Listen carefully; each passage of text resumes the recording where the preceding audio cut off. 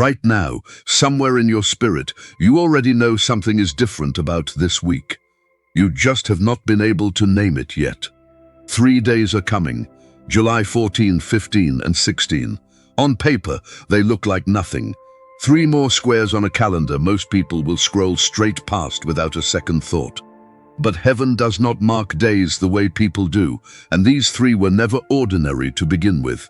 They are marked. Not by you, by Him. And whether you feel ready or not, something has already been assigned to those dates that your natural eyes cannot see. This is not fear-based content. This is not superstition dressed up in spiritual language. This is a sacred summons, and it deserves to be treated as one. God is calling for an urgent lockdown, not to cage you, but to realign you, not to shut you out of your life, but to shut the noise out of your spirit long enough for something eternal to be spoken over it. Maybe you have already felt it, a strange stillness settling over your week, a restlessness that has nothing to do with your schedule and everything to do with your spirit. If the last few days have felt paused, unsettled, even heavy, it is not random. Heaven is not being quiet because nothing is happening. Heaven is being quiet because everything is about to. Habakkuk 2 verse 3 says, "For the vision is yet for an appointed time, but at the end it shall speak and not lie, though it tarry, wait for it. Because it will surely come, it will not tarry, an appointed time," not a vague suggestion, not a maybe. These 3 days, July 14 through 16, carry the weight of an appointment you did not put on your own calendar. You have been asking God for direction, for clarity, for a breakthrough that does not collapse the moment pressure returns. What if the answer is not waiting somewhere out ahead of you, but inside the stillness you have been avoiding? It is worth naming something plainly before we go further. A lockdown from heaven is not the same as isolation from the world. You are not being asked to disappear from your responsibilities or abandon the people who depend on you. What is being asked of you is smaller and in some ways harder. It is an inward posture shift that can happen even in the middle of an ordinary week, in the car, in the kitchen, in the quiet minutes before your household wakes up. This is not about geography, it is about attention. And attention over these 3 specific days is the one Offering Heaven is actually asking you to bring. Over the next several sections, we are going to walk through exactly what this lockdown is protecting, what it is producing, and who you will be standing as on the other side of it. There is one part near the end of this message you will not want to miss, because it names exactly what happens to the people who take these 3 days seriously. Lean in. Heaven has already started speaking. The only question is whether you are still enough to hear it. 1. Heaven keeps its own calendar. Time in the kingdom does not move the way time moves on a phone screen. Down here, time is measured in seconds and notifications. Up there, time is measured in purpose, and when God marks a window as holy, it stops being a date and becomes a doorway. This particular window did not appear by coincidence. Heaven does not operate on convenience. It operates on appointment. Ecclesiastes 3 verse 1 says, "To everything there is a season, and a time to every purpose under the heaven." Not every day carries the same weight. Some days are ordinary, built for laundry and meetings and grocery lists. Other days are load-bearing. They hold something structural for your future, whether or not you notice the weight while you are standing on them. You may have already sensed this apart from any explanation. A pressure without a source. A sudden inability to concentrate on the things that used to hold your attention easily. An urgency in your spirit that does not match the calm on your calendar. That mismatch is not confusion. It is discernment. Something in you recognizes an appointment your mind has not caught up to yet. Think about Esther. She was not given a memo explaining why her positioning mattered.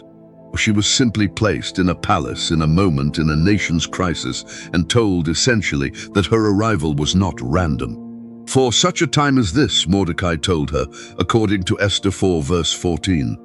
That phrase carries more weight than most people give it credit for.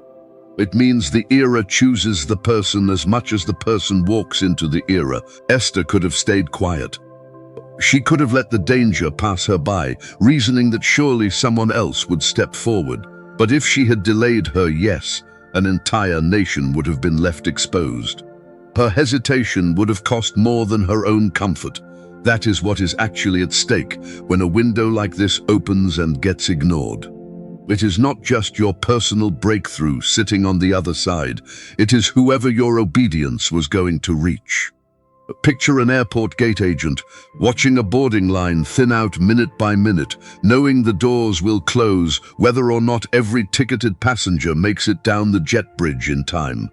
The flight does not wait out of sentiment. It waits until the appointed moment, and then it moves without apology. That is what these 3 days are, not a flight you can catch whenever you feel like it, a window with a closing time. This is not a call to panic your way into readiness. Romans 13 verse 11 reminds us it is high time to awake out of sleep, not a call to sprint blindly into motion. Waking up and rushing are two different postures entirely. God is not asking for hurried performance. He is asking for realigned attention. The remnant who understand this do not chase the loud commands of the culture around them. They lean toward the quiet insistence of heaven because they have learned that obedience to timing moves faster than any hustle ever could. So before you decide these 3 days are ordinary, ask your own spirit a harder question. What have you been sensing that you have not yet named? Heaven rarely announces itself with noise. It usually just waits to see who will notice the shift. Some seasons ask for your effort. This one is asking for your attention. There is a difference between recognizing a Kairos moment and merely admiring it from a distance. Esther's story only matters because she moved once she understood the timing. Admiration without response would have changed nothing for her or for anyone depending on her. The same is true here. If you have already sensed that these 3 days are set apart, the next right step is not more analysis. It is a decision to actually clear space, literally and spiritually, for what heaven is trying to say. That might mean setting aside a portion of each day and protecting it the way you would protect a scheduled flight you could not afford to miss. An appointment made with heaven deserves at least the same respect you would give an appointment made with anyone else you did not want to disappoint. 2. Contained, not condemned. Containment feels like a threat until you understand who is holding the container. When God pulls someone in close and narrows their world for a season, it rarely looks like blessing from the outside. It looks like restriction. It looks like loss of momentum. But heaven has never once used lockdown as a synonym for punishment. It uses it as a synonym for protection. Moses did not go up the mountain because he had done something wrong. He went up because what was coming next required a version of him that could not be formed in the middle of a crowd. On that mountain, distractions died and instructions lived. He was not hidden from the people he would eventually lead. He was hidden long enough to become someone worth following. Exodus 33 verse 14 records God's own promise in that season. My presence shall go with thee, and I will give thee rest. Notice the order. Presence first, rest second. This was not the rest of doing nothing. It was the rest of no longer needing to perform in front of an audience that was not ready to receive what he was carrying yet. If your world has grown quiet lately, if invitations have slowed, and your calendar has developed unexpected gaps, consider the possibility that you have not been forgotten, or you have been relocated to the mountain. Isaiah 26 verse 20 says it even more plainly. Come, my people, enter thou into thy chambers, and shut thy doors about thee. Hide thyself, as it were, for a little moment, until the indignation be overpast. For this is not the language of abandonment. It is the language of a parent moving a child indoors before a storm, not because the child is being punished, but because the parent can see whether the child cannot yet see. And Psalm 91 verse 1-2 offers the clearest picture of all. He that dwelleth in the secret place of the Most High shall abide under the shadow of the Almighty. I will say of the Lord, He is my refuge and my fortress. My God, in Him will I trust. A secret place is not a prison cell. It is a covering. The difference between a cage and a shelter is not the walls. It is who built them and why. Think of a locksmith rekeying a door in the middle of a shift. Not because the homeowner did anything wrong, but because something about the property has changed, and the old key no longer fits what needs protecting. That is closer to what this lockdown actually is, not a punishment for what you have done, a recalibration for what is coming. There is a certain kind of peace that only becomes available once you stop fighting the container. Fighting a season meant for shelter usually just extends how long the shelter feels necessary, because heaven rarely releases someone into wider responsibility while they are still resisting the boundaries meant to prepare them for it. Cooperation, not resignation, is what actually shortens a lockdown season. The moment you stop treating the walls as an enemy, they start functioning the way they were always designed to function. If relationships have shifted recently, if certain rooms in your life have gone quiet, resist the urge to interpret it as rejection. Divine separation almost always precedes divine sending. Before his public ministry ever began, Jesus was led into the wilderness first. That was not an accident in the story. That was the pattern. Containment before commissioning, quiet before authority. You are not being shut out of your own life. You are being shut in with the only voice that actually knows what your life is for. There is also a quieter form of protection worth naming here, the protection of your own perception. When you begin to understand containment as covering rather than confinement, you stop resenting the season you are in. And resentment is often what causes people to abandon a process just before it finishes forming them. If you find yourself irritated by the quiet, ask whether the irritation is coming from genuine discernment or simply from impatience with a pace you did not choose. Moses did not rush the mountain, and Noah did not rush the ark. Neither will you rush what heaven is currently building around you, no matter how loudly your calendar protests the delay. 3. Silence before the schematic. Blueprints are not shouted across a room. They are handed over in quiet, one careful line at a time, to someone who has made space to receive them. When God begins constructing something new in a person's life, he does not typically hand over the plans in the middle of noise. Noah did not improvise the design of the ark. He received exact specifications, down to the cubit, in a stillness that most people would have mistaken for inactivity. From the outside, it may have looked like nothing was happening. On the inside, everything was being drafted. Isaiah 30 verse 15 puts it directly, "In returning and rest shall ye be saved. In quietness and in confidence shall be your strength." That is not simply poetic language about relaxation. It is a statement about where genuine strength originates.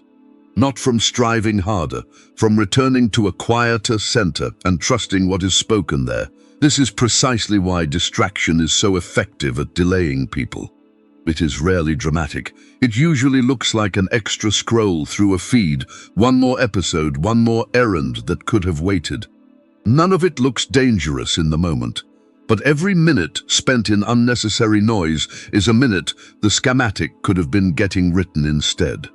Consider a radio operator slowly turning a dial through static, searching for the one frequency carrying a clear signal. The static is not silence. It is noise pretending to be information. And most people give up turning the dial the moment the sound becomes uncomfortable, right before the frequency would have cleared. Persistence in stillness is often what separates those who receive the download from those who simply grow tired of listening. Matthew 6 verse 6 gives the pattern its clearest instruction. "But thou, when thou prayest, enter into thy closet, and when thou hast shut thy door, pray to thy Father which is in secret. And thy Father which seeth in secret shall reward thee openly." The secret place described here is not primarily a location. It is a posture of the heart that has stopped performing and started listening. A closed door in this verse is less about privacy and more about undivided attention. One practical shift worth naming here. If you have been waiting for a clear answer before you carve out quiet time, consider reversing the order. The quiet time is often what produces the clarity, not the reward for already having it. Set aside even 15 minutes today with no scrolling, no background noise, no agenda beyond listening. Bring a pen, not because you already know what to write, but because readiness to write is itself an act of faith. Noah's blueprint did not require the crowd's approval, and it did not arrive with a guarantee of applause. It arrived because a man had made room in the noise of his own life for something quieter to be heard. The same offer is standing open in front of you. This is also where journaling becomes more than a devotional suggestion. It becomes documentation. What gets written down in stillness has a way of making sense weeks or months later once the fuller picture arrives. Do not discard an impression simply because it feels incomplete right now. Noah likely did not understand every reason behind every measurement he was given, yet he wrote it down and built accordingly. You are not required to understand the full blueprint today. You are only required to be faithful with the line currently being spoken. For the inside is being rebuilt first. Nobody sees the renovation happening beneath the surface. That is precisely the point. Before God changes what people notice about you, He changes what only you can feel. Elevation in the kingdom rarely begins with a platform. It begins with posture, and posture is formed in private long before it is ever displayed in public. If you feel unusually stretched right now, emotionally raw in ways that surprise even you, that discomfort is not a sign that something has gone wrong. It is frequently the sign that something holy has begun. Romans 12 verse 2 puts language to exactly what this feels like from the inside. And be not conformed to this world, but be ye transformed by the renewing of your mind. Renewing is a stronger word than refreshing. Refreshing touches the surface. Renewing replaces the operating system underneath it. That is why old patterns that once felt manageable can suddenly feel unbearable. You are not regressing, you are outgrowing. This shows up in small, almost invisible ways at first. A relationship that once felt comfortable now feels like it requires translation. An environment that used to energize you now feels strangely small. None of that is instability. It is evidence of expansion happening faster than your surroundings can keep pace with. Ezekiel 36 verse 26 names the mechanism directly. A new heart also will I give you, and a new spirit will I put within you. And I will take away the stony heart out of your flesh, and I will give you an heart of flesh. This is not metaphorical decoration. It is a description of internal replacement, not internal improvement. God is not polishing what already exists. He is installing something that was not there before. Picture a seamstress unpicking a seam by lamplight, thread by thread, not because the garment was worthless, but because the shape underneath needs to change before it can hold what it was actually designed to carry. It is slower than tearing the fabric apart and starting over. It is also far more precise because nothing usable gets discarded in the process. Here is where this becomes practical rather than merely poetic. Pay attention to what no longer satisfies you the way it used to. Do not immediately try to force yourself back into old comfort out of familiarity. That discomfort is often diagnostic information, showing you exactly which parts of your inner architecture have already changed. Let the discomfort inform your decisions instead of arguing with it. You are not falling apart. You are being rebuilt from a floor plan only heaven has seen in full. And renovations by nature always look unfinished and slightly chaotic right up until the moment they are not. This is also the season to stop apologizing for outgrowing what once fit. Growth is frequently misread by others as distance or coldness, when in reality it is simply the natural result of a foundation shifting beneath the surface. You do not owe anyone an extended explanation for needing quieter rooms, slower conversations, or fewer commitments right now. Protect the renovation. Let it finish before you invite an audience back in to evaluate it. 5. The enemy does not need to stop you, just slow you. Warfare rarely announces itself as warfare. Most of the time, it simply looks like a delay wearing a comfortable disguise. The most effective distractions almost never feel like attacks. They feel like rest. They feel like relief. They feel like a harmless 5 more minutes that quietly becomes an hour. That is precisely the danger, because a direct assault would put you on alert, but a soft, familiar distraction rarely does.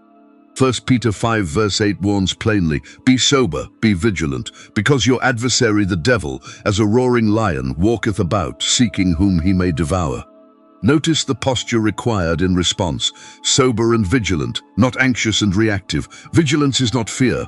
It is attentiveness that refuses to be dulled. When heaven is preparing to release strategy, the enemy rarely offers open opposition. He offers noise disguised as comfort. When your spirit is positioned to receive instruction, your flesh is offered indulgence instead. That is why the real contest in this season is less external and more internal, fought in the small decisions about where your attention actually goes. Proverbs 4 verse 23 instructs, "Keep thy heart with all diligence, for out of it are the issues of life." Your heart, in this sense, functions like a gate. What you allow through it shapes everything downstream. That gate is not neutral. Every scroll, every comparison, every hour spent consuming instead of receiving either strengthens your discernment or dulls it.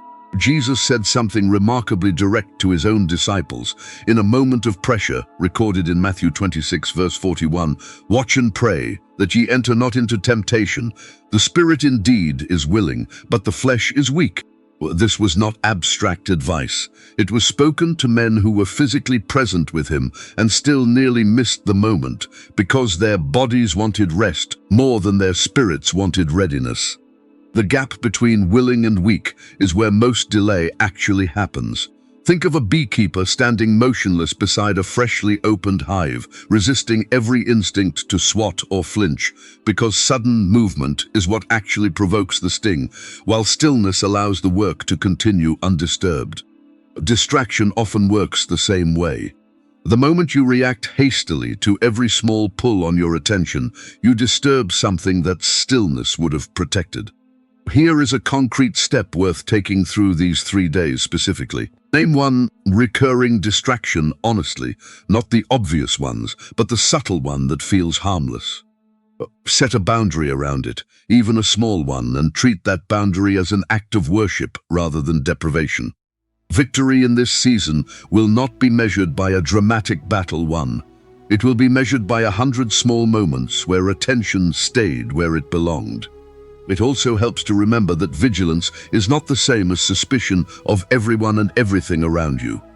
This is not a call to withdraw from every relationship or every form of rest out of fear. It is a call to examine motive. Rest that restores you and distraction that merely numbs you can look identical on the surface, which is exactly why discernment, not avoidance, is the actual weapon in this season. Ask a simple question before each choice over these 3 days.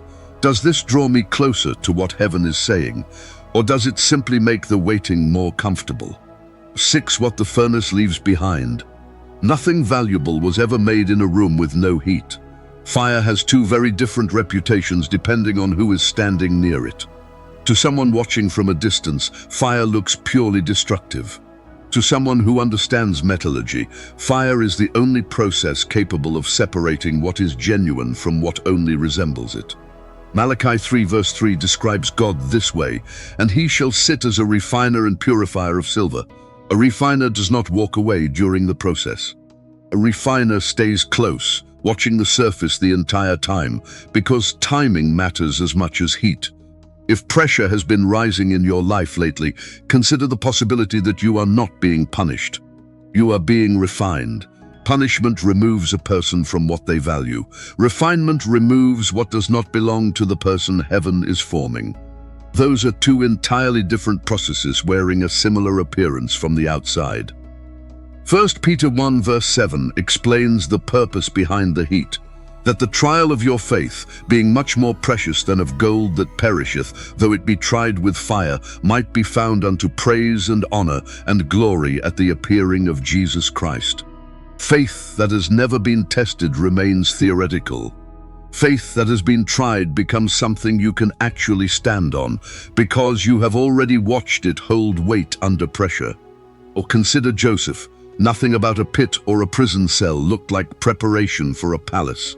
From where he stood, betrayal probably felt like the end of the story rather than the middle of it.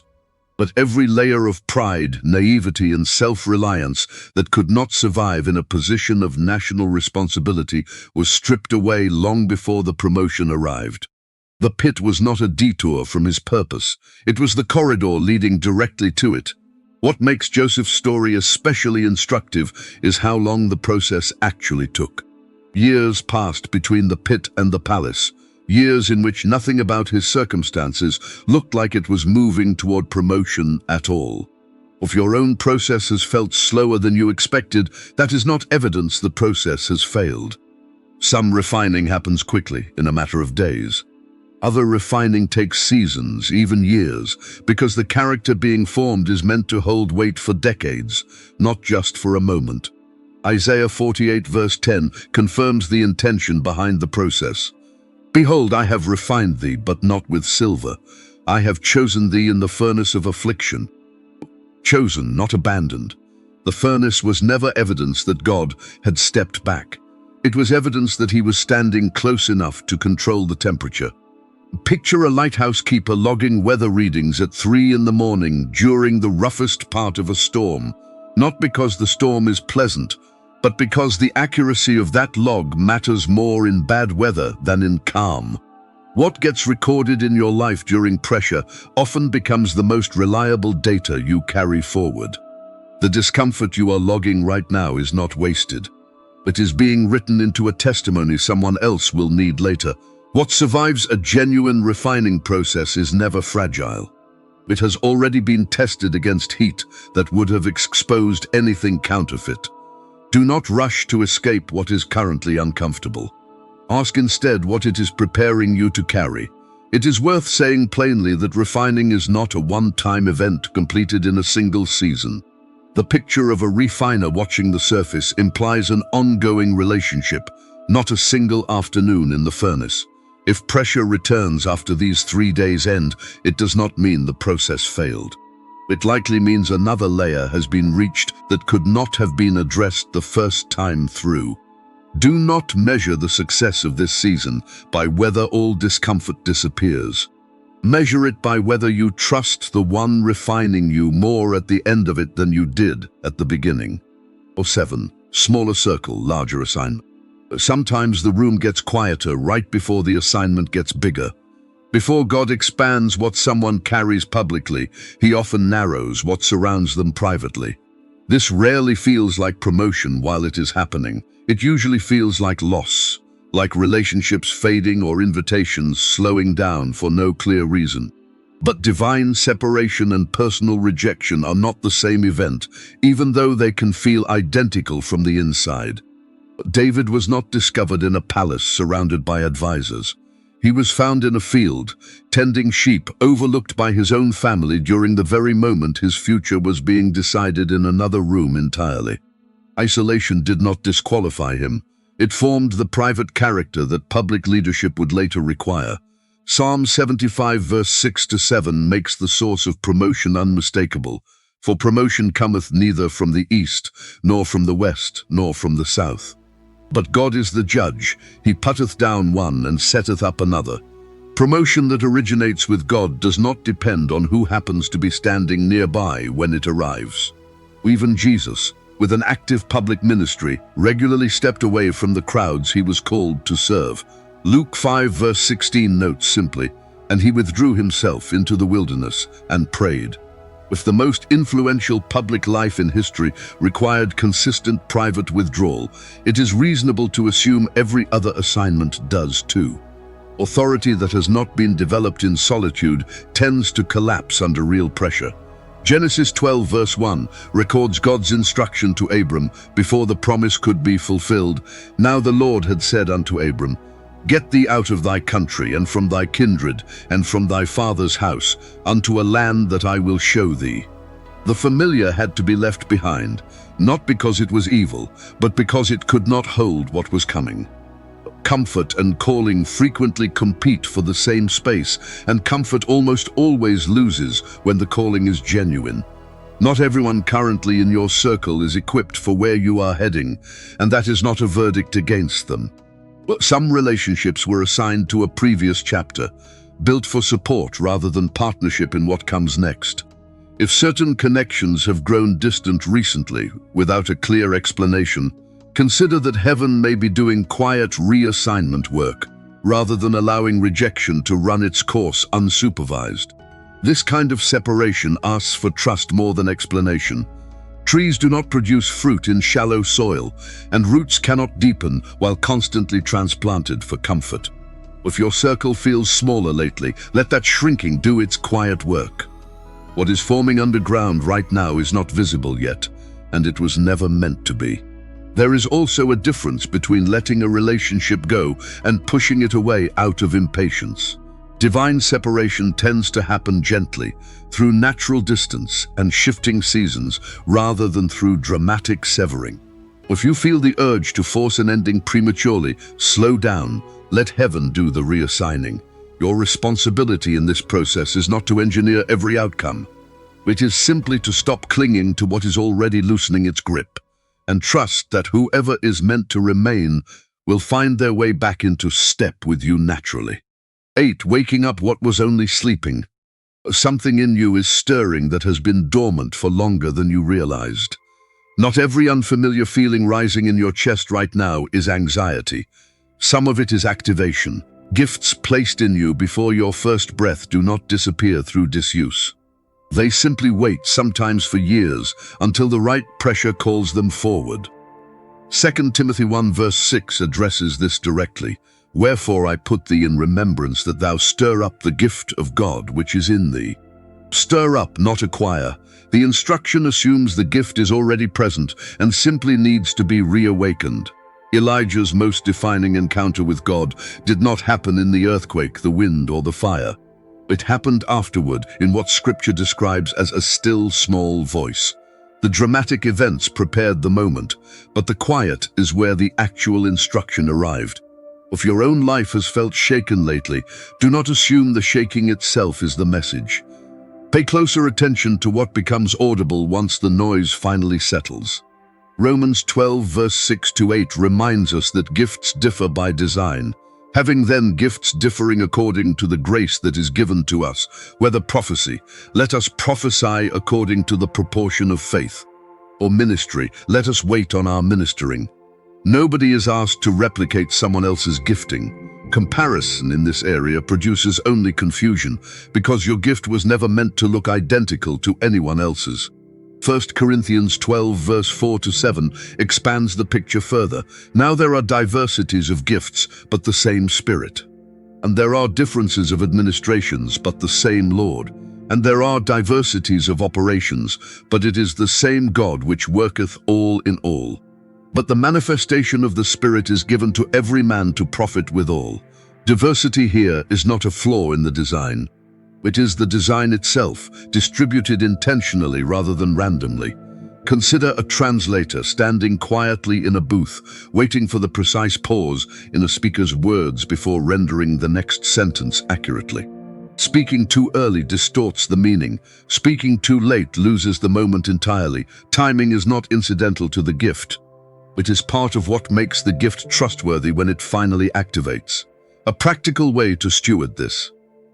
Pay attention over these 3 days to what consistently moves you, whether it is a particular need, a category of person, or a recurring impression that will not leave you alone. That pattern is rarely coincidental. It is frequently the outline of exactly where your gift has been assigned to function.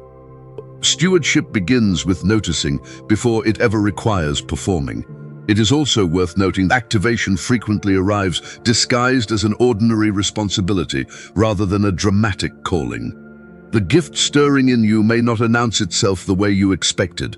It may simply show up as unusual clarity in a conversation, an ability to comfort someone precisely when they need it, or discernment that surprises even you.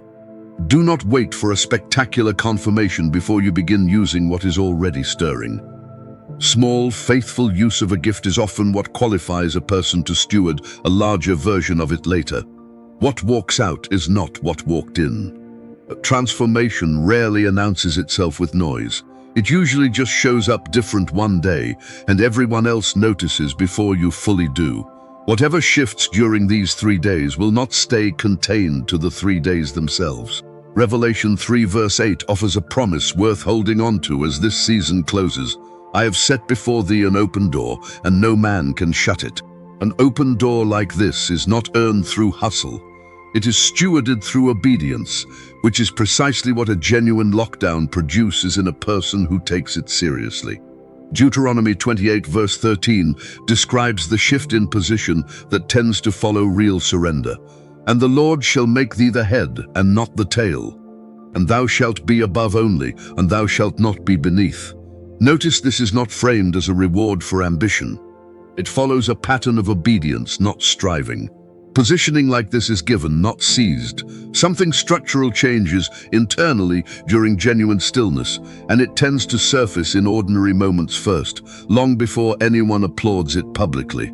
A response that used to trigger anxiety starts producing calm instead. A situation that once felt overwhelming becomes something you can actually think clearly through.